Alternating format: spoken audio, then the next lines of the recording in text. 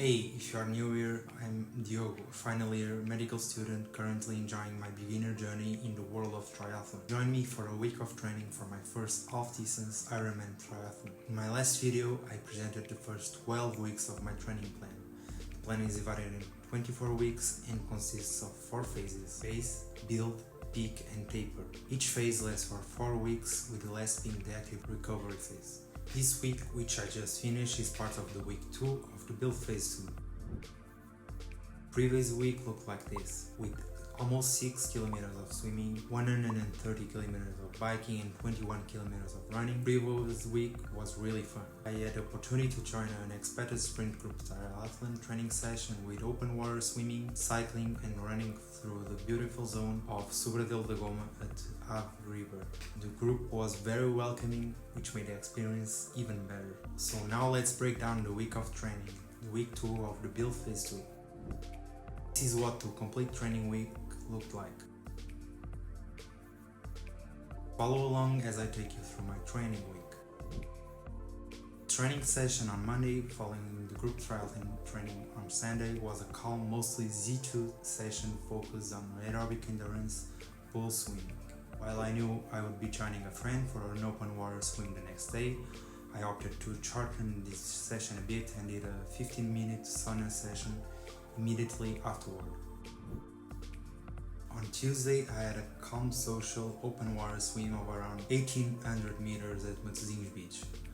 Afterward, I did the IM power-up spike training session, which I opted to do on the static watt bike at the gym. This training session starts with a short warm-up intervals and a main set of progressive Z3 and Z4 intervals with zone 2 recovery steps.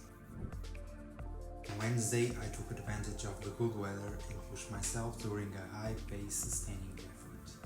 The main set consisted of 4 times 9-minute intervals at low Z3 intensity. Although I felt good during the workouts, I need to focus on maintaining better form as the pace increases. Afterwards, I did another 15-minute sauna session at the gym.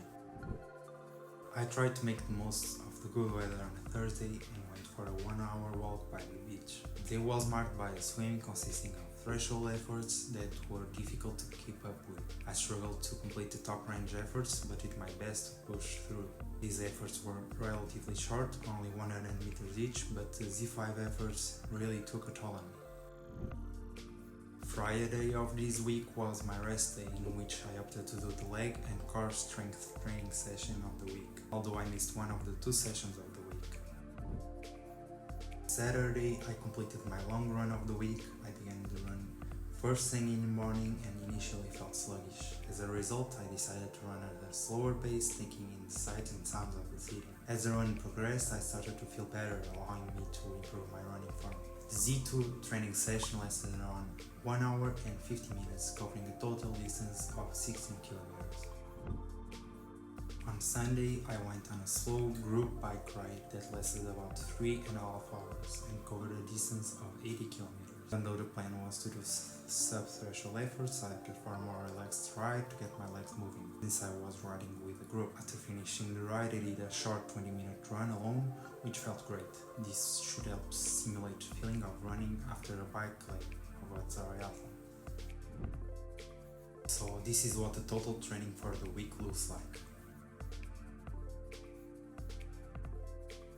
If you enjoyed the video and found it helpful, don't hesitate to show your appreciation by giving a thumbs up and subscribing to my channel for more valuable content.